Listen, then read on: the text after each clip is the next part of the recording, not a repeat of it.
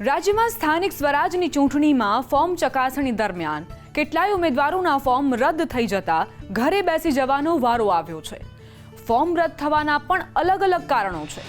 કોઈનું ફોર્મમાં વિગતો અધૂરી હોવાથી રદ થયું, તો કોઈ પાસે મેન્ડેટ ન હોવાથી ફોર્મ અમાન્ય ઠર્યું, તો વળી ક્યાંક 2 થી વધુ બાળકોનું કારણ નડી ગયું. ત્યારે આવો જાણીએ કે મહાનગરપાલિકા, નગરપાલિકા કે જિલ્લા તાલુકા પંચાયતની ચૂંટણી લડવી હોય તો ઉમેદવારની લાયકાત શું હોય છે? શું મારા તમારા જેવા નાગરિકો ચૂંટણી લડી શકે ખરા? પહેલા વાત પાયાની લાયકાત વિશે.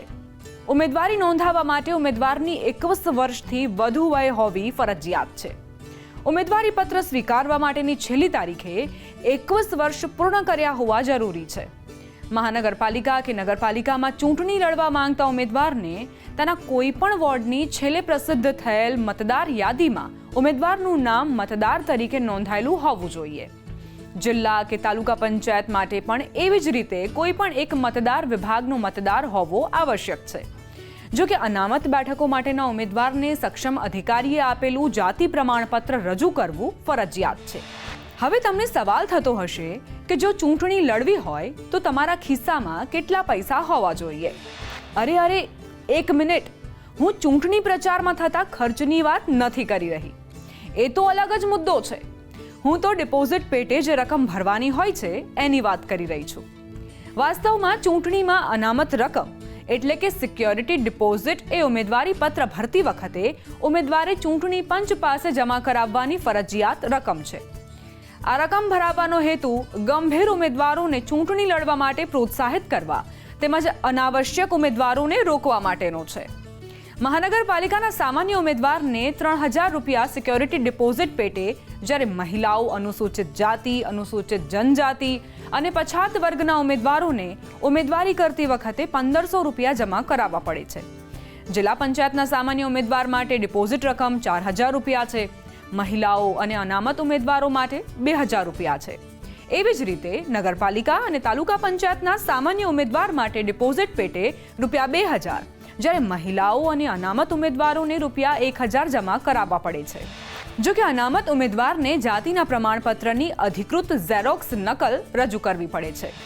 જો કે ઉમેદવારનો અનુસૂચિત જાતિ, અનુસૂચિત જનજાતિ અને ઓબીસી હોવા અંગેનો દાવો સ્વીકારવામાં ન આવે અને પરિણામે તેઓ સામાન્ય ઉમેદવાર છે તેવું ફલિત થાય છે, આવા સંજોગોમાં ઉમેદવાર ખૂટતી રકમ ભરીને ઉમેદવારી બચાવી શકે છે. એને સાદી ભાષામાં સમજીએ તો મહાનગરપાલિકાના સામાન્ય ઉમેદવારને 3000 ભરવાના હોય છે. હવે એવામાં જો અનામત ઉમેદવાર પોતાની જાતિ સિદ્ધ ન કરી શકે તો બાકીના 1500 રૂપિયા ડિપોઝિટ પેટે ભરવાના રહેશે. નગરપાલિકા અને જિલ્લા તાલુકા પંચાયત માટે પણ આ જ રીત અપનાવાઈ છે. જો ઉમેદવાર પાસે સક્ષમ અધિકારીએ આપેલું જાતિ પ્રમાણપત્ર ન હોય તો પણ અનામત કેટેગરી માટેની બેઠકમાં ફોર્મ રદ થઈ શકે છે. મહીસાગરમાં એક ઉમેદવારનું ફોર્મ એટલા માટે રદ થયું કેમ કે તેમની પાસે ગુજરાતનું નહીં, રાજસ્થાનમાં બનેલું જાતિનું પ્રમાણપત્ર હતું. જે જાતિનો દાખલો રજૂ કરેલ છે જે પરપ્રાંતીય રાજસ્થાન રાજ્યનો હોય, ચૂંટણી ગુજરાત પંચાયત ચૂંટણી નિયમો 1994 નિયમ 15 હેઠળ આ પરપ્રાંતીય જાતિનો દાખલો હોવાથી તેઓનું ફોર્મ અમાન્ય નામંજૂર કરવામાં આવે છે. ઉમેદવાર શ્રી સંગીતાબેન સુરેશભાઈ પારગીએ તારીખ 11/4/26 રોજ ઉમેદવારી ફોર્મ સાથે તેઓ મેન્ડેટ રજૂ કરેલ છે.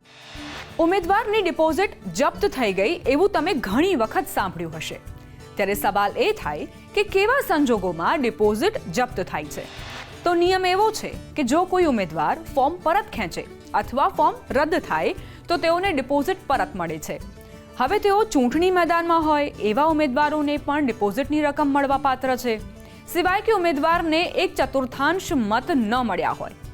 એટલે કે ઉમેદવાર ચૂંટાયો ન હોય અને તેને મળેલા મતોની સંખ્યા કુલ મતદાનને વોર્ડમાં ચૂંટણી જીતનારના મતો વડે ભાગતા જે સંખ્યા આવે તેના ચોથા ભાગ કરતાં વધુ મત ન હોય તો તેની ડિપોઝિટ જપ્ત થશે. નિયમ પ્રમાણે મત ન મળે એની ડિપોઝિટ જપ્ત થાય છે. પરંતુ ડિપોઝિટની આ રકમ ક્યાં જમા થાય છે? એનો જવાબ એવો છે કે જો મહાનગરપાલિકા અથવા નગરપાલિકામાં લડી રહેલા ઉમેદવારની ડિપોઝિટ જપ્ત થાય તો તે રકમ મહાનગરપાલિકાના ફંડમાં અને જે તે નગરપાલિકાના ફંડમાં જમા થાય છે. જ્યારે જિલ્લા તથા તાલુકા પંચાયતના ઉમેદવારની જપ્ત થયેલી ડિપોઝિટની રકમ રાજ્ય સરકારની તિજોરીમાં જમા થાય છે. ઘરમાં શૌચાલયની વ્યવસ્થા ન હોય એ ઉમેદવારનું ફોર્મ પણ રદ થાય છે.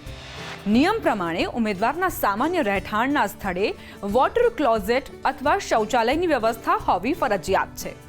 જો વોટર ક્લોઝેટની સુવિધા ન હોય તો તે ચૂંટણી લડવા માટે ગેરલાયક ઠરશે. સ્થાનિક સ્વરાજની ચૂંટણી લડવા માટે 2 બાળકોનો નિયમ અમલમાં છે. જો કે 4 ઓગસ્ટ 2005 પહેલા જો બાળકોની સંખ્યા 2 થી વધુ હોય તો તેમને આ નિયમ લાગુ નથી પડતો. મતલબ કે અધિનિયમની અમલની તારીખ 4 ઓગસ્ટ 2005 બાદ જો બાળકોની સંખ્યા 2 થી વધી હોય એવી વ્યક્તિ ચૂંટણી લડવા પાત્ર નથી. અહીં એ જાણવું મહત્વનું છે કે જો કોઈ દંપતીને કાયદો અમલમાં આવ્યાની તારીખ 4 ઓગસ્ટ 2005 સુધી એક બાળક છે અને 1 વર્ષની અંદર એટલે કે 4 ઓગસ્ટ 2006 સુધીમાં જો એક પ્રસૂતિમાં તેમને ટ્વિન્સ કે તેથી વધુ બાળકનો જન્મ થાય તો તે ગેરલાયક નહીં ગણાય. ગમે તે સંખ્યામાં જન્મેલા બાળકો એક જ બાળક તરીકે ગણાશે. જો કે દત્તક લીધેલા બાળકોનો આમાં સમાવેશ નહીં થાય. એમાં દશરથલાલ જેસંગલાલ ભીલ છે, એમના ટોટલ 5 બાળકો હયાત છે હાલમાં, એટલે એમનું ફોર્મ જે કાયદો છે 2005 અધિનિયમ એના અંતર્ગત રદ થયું છે. એ સિવાય રવિન્દ્રકુમાર પરમાર છે, એમનું મતદાર યાદીમાં નામ ન હોવું અને ડિપોઝિટ ન ભરવી એના લીધે રદ થયું છે.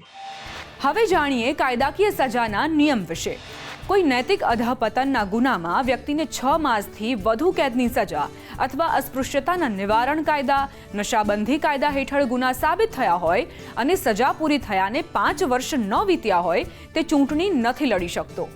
જે વ્યક્તિ સરકારી નોકર અથવા કોઈ પણ સ્થાનિક સંસ્થાની નોકરીમાં હોય તે વ્યક્તિ પણ સ્થાનિક સ્વરાજની ચૂંટણી લડવામાં ગેરલાયક ઠરે છે. જો ઉમેદવારે સંબંધિત સંસ્થાને ચૂકવવાની બાકી રકમ જેમ કે વેરા કે બિલ નોટિસ આપ્યાના 3 મહિનાની અંદર ન ભરી હોય તો તે વ્યક્તિ ચૂંટણી માટે ગેરલાયક માનવામાં આવે છે.